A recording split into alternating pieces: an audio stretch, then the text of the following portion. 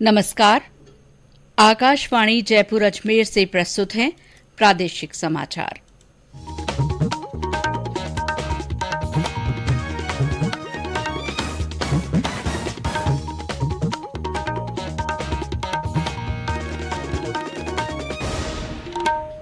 मुख्य समाचार। मानसून के अगले 24 से 48 घंटों में कोटा और उदयपुर संभाग के रास्ते प्रवेश करने की संभावना।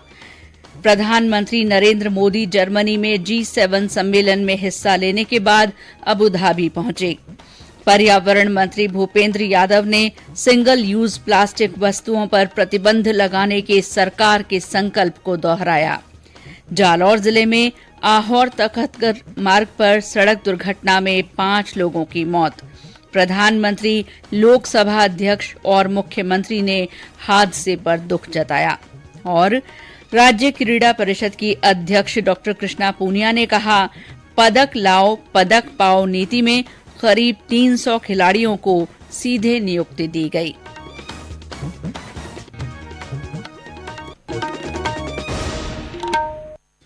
समाचारों के साथ मैं शीला चावला और अब समाचार विस्तार से।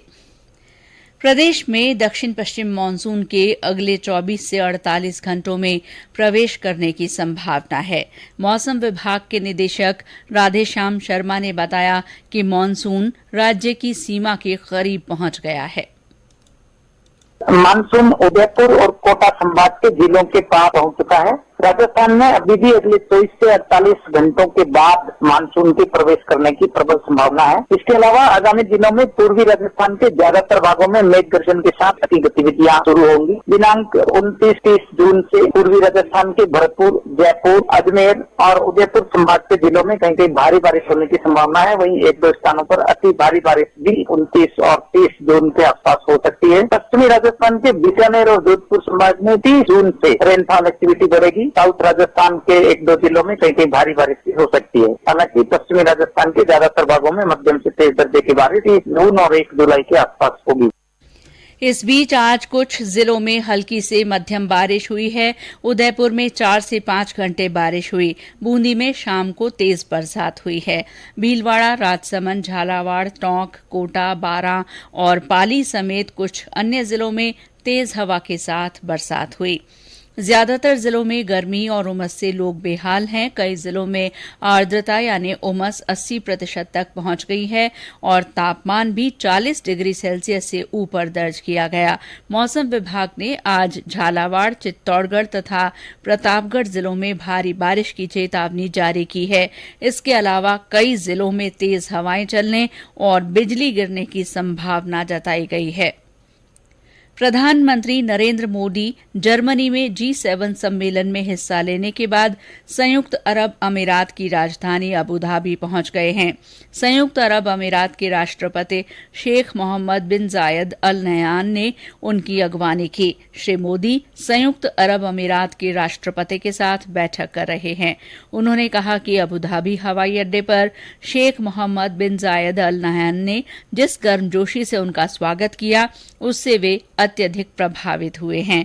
इससे पहले एक ट्वीट में श्री मोदी ने कहा कि उनकी जर्मनी यात्रा लाभदायक रही है, जिसमें उन्होंने G7 सम्मेलन में हिस्सा लिया, विश्व के कई नेताओं से बातचीत की और म्यूनिख में यादगार सामुदायिक कार्यक्रम में हिस्सा लिया। उन्होंने कहा कि समूह के नेताओं ने विश्व में शांति और समृद्धि बढ़ाने के उद्देश्य से कई महत्वपूर्ण मुद्दों पर चर्चा की। केंद्रीय पर्यावरण मंत्री भूपेंद्र यादव ने सिंगल यूज प्लास्टिक वस्तुओं पर प्रतिबंध लगाने के सरकार के संकल्प को दोहराया है।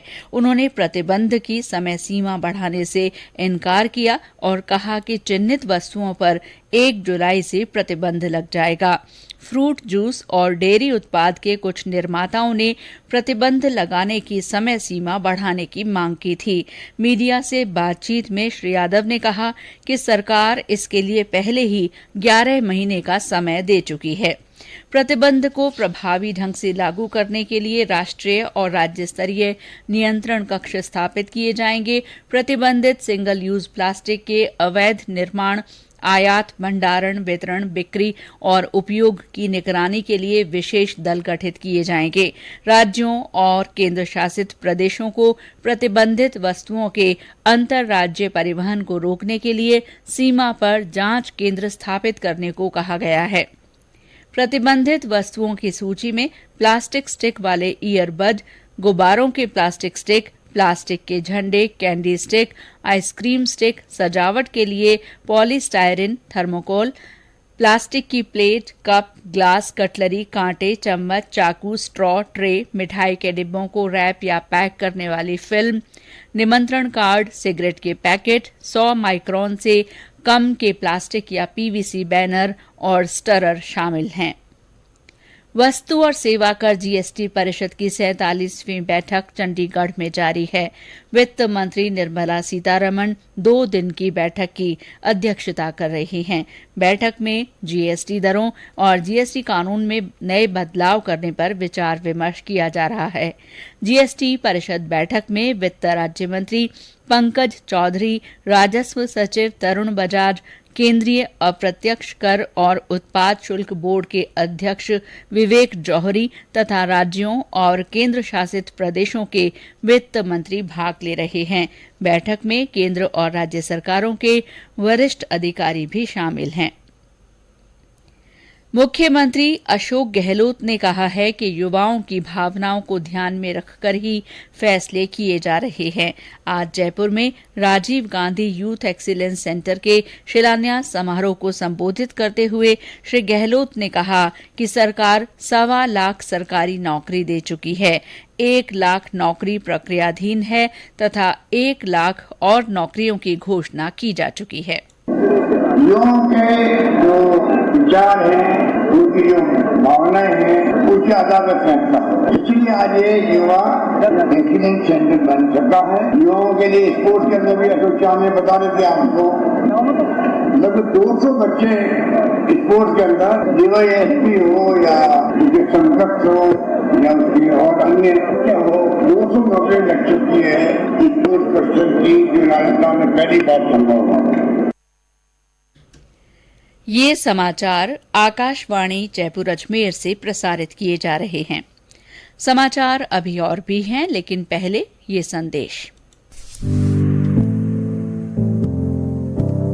कंपटीशन की अगर आप कर रहे हैं तैयारी, तो उनके लिए ऑल इंडिया रेडियो पर हम लाए हैं अभ्यास, एक ऐसा कार्यक्रम जिसमें आप पूछेंगे सवाल व्हाट्सएप नंबर 9289094044 पर, या फिर ईमेल करेंगे abhyas.airnews@gmail.com पर, और हमारे विशेषज्ञ देंगे इसका जवाब। आपका अभ्यास हमारा प्रयास।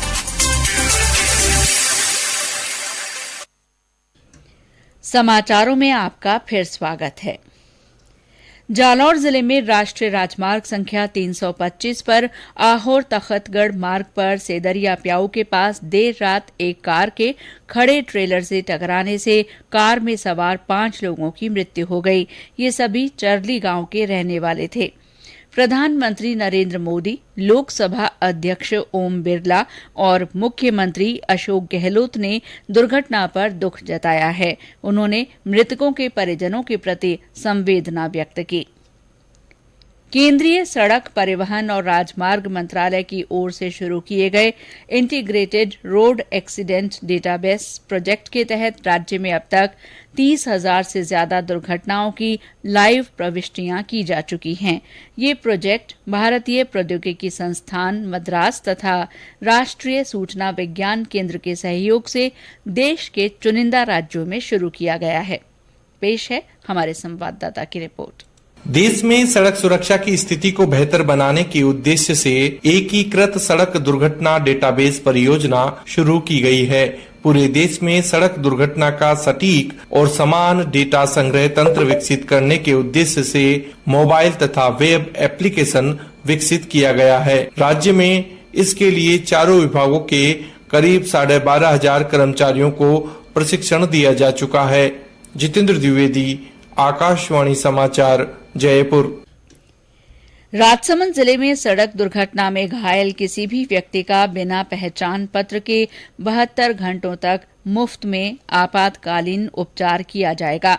मुख्य चिकित्सा और स्वास्थ्य अधिकारी डॉक्टर प्रकाश चंद्र शर्मा ने बताया कि सड़क दुर्घटना में घायल व्यक्ति को चाहे वो किसी भी राज्य का हो, बिना किसी पहचान और पात्रता के मुख्यमंत्री चिरंजीवी स्वास्थ्य बीमा योजना से पंजीकृत अस्पतालों में उपचार मिलेगा। युवा मामले और खेल राज्य मंत्री अशोक चांदना आज भरतपुर के बयाना क्षेत्र के कलसाड़ा में क्रिकेट प्रतियोगिता के समापन समारोह में शामिल हुए। उन्होंने कहा कि अब सीनियर कैटेगरी में राष्ट्रीय पदक जीतने वाले खिलाड़ियों को सीधे सरकारी नौकरी दी जा रही है। श्री चांदना ने कहा कि खिलाड़ियों के लिए सरकारी नौकरी में 2% पद आरक्षित किए गए हैं और आउट ऑफ टर्न नियुक्तियां दी गई हैं। ग्रामीण ओलंपिक खेलों को लेकर जागरूकता के लिए मशाल यात्रा आज चूरू पहुंची। राजस्थान राज्य क्रीड़ा परिषद के अध्यक्ष और सादुलपुर विधायक डॉक्टर कृष्णा पूनिया और जिला कलेक्टर सिद्धार्थ सिहाग ने मशाल यात्रा वाहन को हरी झंडी दिखाकर रवाना किया। डॉक्टर कृष्णा पूनिया ने कहा कि राज्य सरकार की खेलों के प्रति बेहतरीन नीतियों के कारण हरियाणा जैसे राज्यों के खिलाड़ी भी राजस्थान से खेलना चाहते हैं। उन्होंने कहा कि पदक लाओ पद पाओ नीति में करीब 300 खिलाड़ियों को सीधे नियुक्ति दी गई है। उन्होंने कहा कि देश के महान खिलाड़ी मेजर ध्यानचंद की जयंती पर ग्रामीण ओलंपिक खेलों का आगाज होगा। प्रधानमंत्री नरेंद्र मोदी ने पूर्व प्रधानमंत्री पीवी नरसिम्हा राव की जयंती पर आज उन्हें श्रद्धांजलि अर्पित की। एक ट्वीट में श्री मोदी ने कहा कि देश की प्रगति में उत्कृष्ट योगदान के लिए राष्ट्र उनके प्रति कृतज्ञ है। उन्होंने कहा कि पूर्व प्रधानमंत्री ने महान लेखक और बुद्धिजीवी के रूप में भी ख्याति पाई। मुख्य सचिव उषा शर्मा ने ग्राम पंचायत स्तर पर बनने वाले पंचायत मिनी सचिवालय के काम को चरणबद्ध रूप से पूरा करने के निर्देश दिए हैं। आज ग्रामीण विकास तथा पंचायत राज विभाग की समीक्षा बैठक में श्रीमती शर्मा ने कहा कि राज्य की 11,304 ग्राम पंचायतों में से 4,983 ग्राम पंचायतें ऐसी हैं जहां राजीव गांधी सेवा केंद्र, किसान विकास सेवा केंद्र और पटवार घर एक ही परिसर में चल रहे हैं। इन्हें मिनी सचिवालय के रूप में बदला जाए। राष्ट्रीय क्षय उन्मूलन कार्यक्रम के तहत निक्षय संबल योजना के अंतर्गत जिला क्षय निवारण केंद्र झालावाड़ में 10 टीबी रोगियों को पोषण किट उपलब्ध करवाए गए हैं। राजस्थान निक्षय संबल योजना का शुभारंभ इस साल 16 मई से किया गया है, जिसके तहत टीबी रोगियों को सामुदायिक सहायता, पौष्टिक आहार, रोजगार और शैक्षणिक सहायता दी जा रही है। अग्निपथ योजना के अंतर्गत भारतीय वायुसेना में अग्निवीर वायु भर्ती के लिए 24 जून से ऑनलाइन पंजीकरण जारी है। इच्छुक उम्मीदवार भर्ती से संबंधित सभी नियमों की विस्तृत जानकारी भारतीय वायुसेना की आधिकारिक वेबसाइट indianeairforce.nic.in और करियर इंडिया airforce.cdac.in से प्राप्त कर सकते हैं। सरकारी विज्ञप्ति के अनुसार 29 दिसंबर 1999 से 29 जून 2005 के बीच जन्मे इच्छुक अभ्यर्थी भर्ती के लिए आगामी 5 जुलाई को शाम 5 बजे तक agnipathvayu.cdac.in पर ऑनलाइन पंजीकरण कर सकते हैं। इस भर्ती के लिए अविवाहित पुरुष उम्मीदवार ही पात्र होंगे। जम्मू कश्मीर में वार्षिक श्री अमरनाथ जी यात्रा इस महीने की 30 तारीख से शुरू हो रही है। यात्रा के सुचारू संचालन के लिए सुरक्षा और अन्य आवश्यक प्रबंधों को अंतिम रूप दे दिया गया है। और अंत में मुख्य समाचार एक बार फिर। मानसून के अगले 24 से 48 घंटों में कोटा और उदयपुर संभाग के रास्ते प्रवेश करने की संभावना है। प्रधानमंत्री नरेंद्र मोदी जर्मनी में G7 सम्मेलन में हिस्सा लेने के बाद अबू धाबी पहुंच गए हैं। पर्यावरण मंत्री भूपेंद्र यादव ने सिंगल यूज प्लास्टिक वस्तुओं पर प्रतिबंध लगाने के सरकार के संकल्प को दोहराया है। जालौर जिले में आहोर तखतगढ़ मार्ग पर सड़क दुर्घटना में 5 लोगों की मौत हो गई। प्रधानमंत्री, लोकसभा अध्यक्ष और मुख्यमंत्री ने हादसे पर दुख जताया। और राज्य क्रीड़ा परिषद की अध्यक्ष डॉक्टर कृष्णा पूनिया ने कहा है कि पदक लाओ पद पाओ नीति में करीब 300 खिलाड़ियों को सीधे नियुक्ति दी गई है। इसी के साथ प्रादेशिक समाचार बुलेटिन समाप्त हुआ। नमस्कार।